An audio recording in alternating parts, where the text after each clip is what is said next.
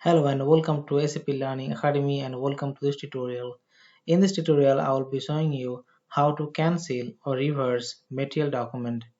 If you are working in SAP Purchase or SAP Material Management, then this tutorial is relevant for you. So how can we cancel or reverse a material document?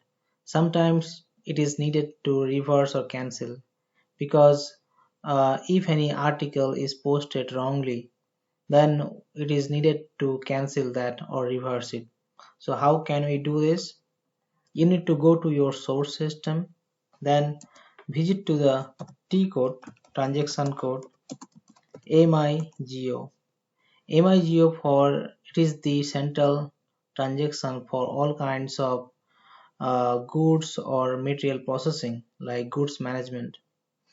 So once you go into the T code and you can get the screen like this, and here you can get the drop down list.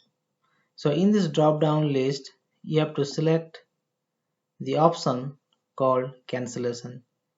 There are a lot of options are available like goods received, cancellation, display, goods issue. Suppose you want to do goods issue or goods received, so those things GR or GI can be done using this same T code. So now we will be showing you how we can do the cancellation. So now we have to select this option cancellation, and then we have to, so once you select the cancellation, automatically the article document will be filled in. Then you have to provide the document number, the number you want to cancel. So once you put that and execute this, then you can get the option called post.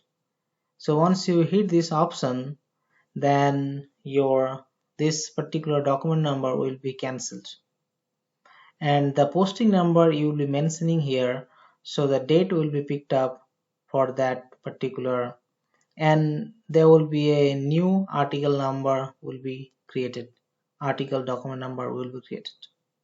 So that's the concept how we can cancel it.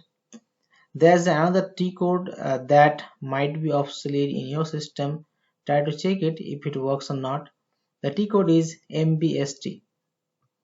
So using this T code also you can cancel the article document. You have to provide the posting date, then the document number, year, and then you have to execute it.